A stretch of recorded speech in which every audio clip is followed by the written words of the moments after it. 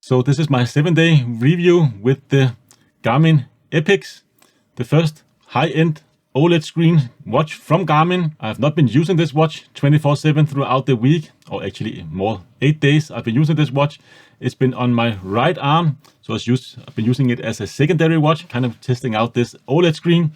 My Fenix 7X has been my primary watch, so to speak, on my left wrist, but I've had this with me on all my activities, and I've been wearing it most of the day. Only when it got too uncomfortable on my right wrist, I actually took it off, because I'm not really used to wearing a watch on my right wrist. After 7 days, I haven't really found any major issues with this watch here. Actually, none at all. Maybe the biggest issue I've had is hardware-wise. It's not bad by any stretch of the imagination, but the buttons definitely do feel a little bit stiff, and some of them not that tactical at all. Especially the start-stop button. Sometimes I can really feel like I have pressed a button. You don't get a satisfying click or clicky feel when you press it. It feels a little shallow. The back button here sometimes feels like it has 2 clicks, and it can be a little more audible than the rest of the buttons. The 2 up and down buttons here feels pretty okay, and the light button can also sometimes feel like it has less travel, but I feel like it's been a little bit better as of late. But the start-stop button is definitely the one that has less feedback than the rest of the buttons. So that's a little unfortunate, because this is a high-end watch, and buttons is something you will interact with quite a lot with this watch here, even though it has touchscreen. And on my 7X, all the buttons just feel fantastic, as did my Tactics Delta and my 6X and my 6. So been the first like high-end watch from Garmin where I actually feel like I had some button issues. It's not enough for me to actually want to do any kind of warranty claim with this watch here. Still, all buttons work, but it doesn't feel as responsive and as nice to click the buttons as on my Fenix watch, my Fenix 7X. A little harder to press and a little bit less tactical feedback. But that's the only real issue I've had with this watch here. I've actually been enjoying using it quite a bit. I really like the OLED screen. I like the fact that you can leave it on always, but I also find it can be a little bit intrusive to have that screen on always, because this is an OLED screen. So if the screen is on, that also means that it will shine light through those pixels. Not like the 7X where it is always on, but there's no backlight in the screen unless you of course press the button or tap the screen. But on the Epix, when they're always on screen, you always have light also in the screen. A little bit annoying, so I actually ended up turning off always on screen. And I've been kind of impressed with the wrist to wake feature, or wrist to wake responsiveness of the Epix compared to my Gen 2, which was the last watch I had from Garmin where I actually used wrist to wake feature. It's not spot on. Sometimes when I'm in couch, just laying there, awkward positions properly, it wouldn't always like turn on. So sometimes when the angle is a little bit off, it can be a little bit harder to actually wake this watch. But I would say for most part, like 95% or maybe even 90%, 95% of the stuff that I do, the screen comes on pretty fast when you actually are raising your wrist. And a nice added bonus with the Epix compared to Venue again, if you want to turn on the screen, if you're wearing the watch, you can just tap it one time on the screen and it will turn on. Like again, this is maybe 95% of the time it's works reliably.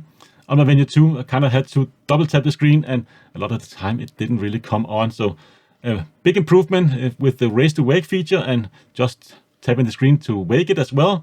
So much better in my opinion. Not 100% of the time, but it is good enough. And I'm definitely not a fan of raise to wake feature or raise to wake on any kind of watch. I really hate that. You need to do a gesture to actually see the time, because I like to peek at my watch most of the time. But since I've just been wearing it on my right wrist, it's not like I have been like dependent on looking at the time all day long or all throughout the day. Other than that, hardware wise, like I said, buttons. But the next thing probably is the bezel there. This is the black sapphire titanium version, but that's definitely not a black bezel. It is more towards gray. So as you can see, my 7X here is also the black version, and it's definitely more like towards the carbon gray color, in my opinion at least. Especially when you're shining light towards it like I'm doing right now with my studio light here. Looks more gray than what it does in other, of course, lighting conditions. But yeah, I wouldn't call this black. But I've really been enjoying actually using the OLED screen outdoors, like reading notifications.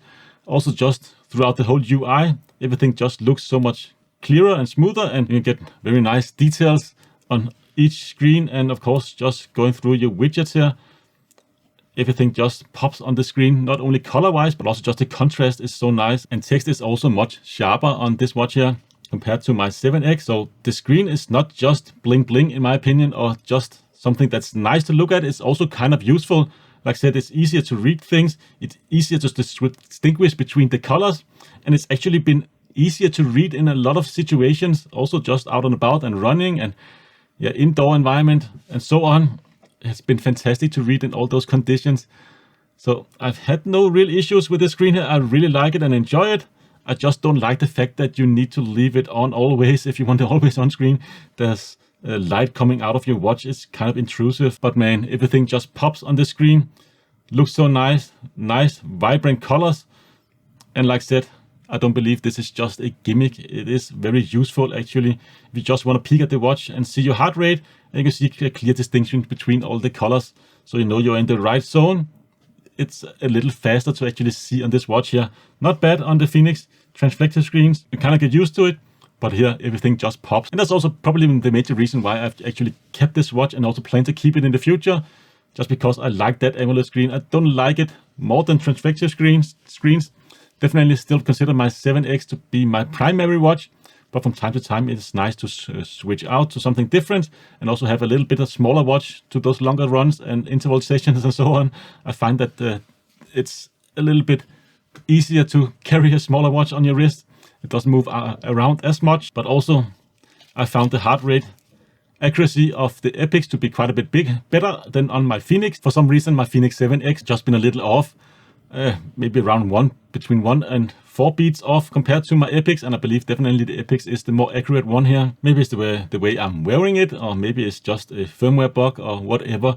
My Epix has just definitely been a little bit more accurate at measuring my heart rate. And of course, a sapphire lens there on top of the screen. You do get a lot of glare, but I would say it actually is easier to read the screen on the Epix compared to my 7X, because you have a lot of backlight coming through the screen, and I've not really noticed any issues at all, like I said, in any conditions with the sapphire lens on top of that OLED screen. So it's kind of an easy 7-day review here, because I've had no issue, other than I'm not really too crazy about the always on screen. I will probably toggle between always on and just leave it a gesture mode. And maybe it would be nice to be able to quickly get or set a shortcut, maybe a button press to switch between always on and gesture mode. I don't believe there is any at the moment. There is like a gesture to turn off the screen, but not to toggle between always on and gesture mode. To do so, you still have to go into your settings and go under display, and underneath here you will have under activity, general usage, and under sleep. And if you go into general usage, you can of course enable always on screen. It would be nice if you could enable and disable that with a shortcut, or either or from the control panel itself, because sometimes it's nice to have an always on screen, other times it's just nice to leave it. And in gesture mode also you get of course significantly longer battery life in gesture mode. And speaking of battery life, I'm at 12%. You can see estimated around 12 or 2 days left. I've not charged it since I got it, so I got it 8 days ago, and I have been wearing it every day since. The first 4 days, 3-4 days, I had always on screen turned on, then I disabled that, and I have been measuring an exercise of at least an hour-ish every day since then, and I'm at 12% right now. So of course, battery life, when you get a new watch, you play around with it quite a bit more than usual, so it will drain the battery life quite a bit faster than usual. So I can't really say anything real about battery life after 7 days of usage. Yeah, I believe the 6 days with always on screen with around an hour of activity every day is pretty accurate, as well as the 16 days without always on screen seem to be quite spot on there. And the watch itself has held up just fine. I have not banged it in or dinged it into anything significant. So yeah, no scratches or dents or anything on the bezel itself. It is also a little early to should have any issues with that. But of course you can always be unlucky, but I suspect this will hold up just fine. It is titanium and diamond like carbon coating. It is a very durable coating, so it takes a lot to actually dent or scratch this watch here. And of course you have those bumpers there on the start button. It does take a little getting used to, because the button is now in between those two bumpers. A lot of times when I use the watch, I hold it like this, kind of press the start button with the backside of my index finger here, but now you kind of have to be a little more accurate and press the button. You can still kind of do it, but it doesn't feel as good when those two bumpers there on the side. So I've kind of had to adjust a little bit how I actually use that button. You do not get any kind of fast charge or anything like that. This watch here charges pretty much the same rate as all the other Phoenix watches I've tested, including the Phoenix 6th generation. A little unfortunate that Garmin haven't included that with the newer generation. And of course, no LTE or no answering phone calls on the watch, no ECG measurements on the watch itself. But of course, you could get a chest strap and do that more accurately. Still, would have been nice to see just a little bit more in my opinion, but man, that OLED screen is definitely nice to have. I'm not sure I could live with this watch as my primary watch, but as a secondary watch, I feel like this is nice because at some point I will just get tired of that OLED screen. It is not useful in every scenario. I've noticed in summertime here in my country, when I had the venue on me, always on screen turned on, it goes into a dimmer mode when you are not looking directly at the watch. And if the sun is just shining at the watch, or you have some kind of over cloudy, casty, sunny day, it can be very hard to actually just peek at the watch. So you kind of get used to just doing that gesture anyway. But for most scenarios like indoors and other environments, it's fine just to peek at the watch with the always on screen. And of course, one area where not only touch is a big upgrade is also within mapping. You get, of course, that nice mapping experience with that super nice screen, and it also automatically turns on to a night mode. It is evening time now, so you can see we kind of have a night mode, this map here, where all of the background is darker and of course have a different theme there. But I believe only the Epix have night modes within the maps. Not the Phoenix that I'm aware of have this night mode, because you need that higher contrast to actually take advantage of such feature.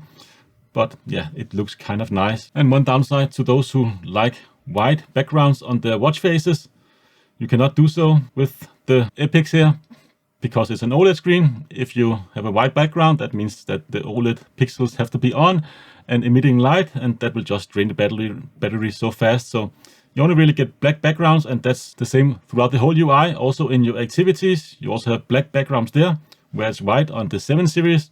But also in the menu structures and so on, like the 7 series, you have black backgrounds. It's kind of a downside to OLED screens, that if you want the best battery life, you kind of have to use black backgrounds, like the same thing with smartphones and so on. Because on an OLED screen, if the screen is black, that means that the pixel is actually turned off and not using any battery life. So maybe a small concern to people who like white backgrounds.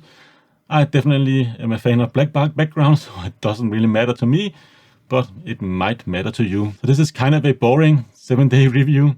I've not had any real issue with the watch other than the buttons is probably the biggest issue I've had. And one other issue maybe is the new watch splits there. It's the same as the 7th generation. You cannot remove them without damaging them or destroying them. You probably have to get new ones from Garmin if you want to replace the watch splits there. So if you use a watch band where you have to remove the watch splits, definitely not get the 7 or the Epix series of watches. But after 7 days, I really like this watch. It probably couldn't be my primary watch because OLED screens I feel like have too many disadvantages still. It's not a true always on screen, and if it's on, it will kind of emit light and be a little annoying to watch at certain angles. It's still not quite, in my opinion, as useful as a transflective screen, but it looks so fantastic. And it is actually kind of nice to see that high contrast, higher color, better colors, and also the higher resolutions. So it can be quite a bit easier to read text, but you can also have more text on the screen. For instance, here you can see my sensors, exactly the same name on both sensors here on the bottom, but you can see it on one line on my Epix, whereas on 2 lines here on my 7X. So you can see more text, and it's still clearer to read actually on the Epix compared to the 7X. I really like that a lot, but like I said, I couldn't go full OLED because I just like that always on screen and the transflective screen too much to do so.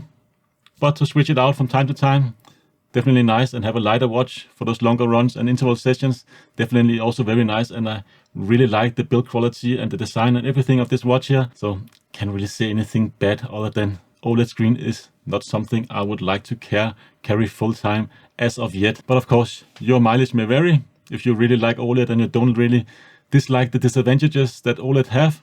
Definitely a fantastic watch, and like I said, I've had no major issue using this watch here throughout the week, which is kind of remarkable considering this is a brand new watch. None issue like rebooting or anything crashing or anything like that. It's been rock solid for me. So I highly recommend it. And of course, I can share some affiliate link down in the description below if you are interested. But that's pretty much it for this video. I hope to see you again in a future one. Until then, take care.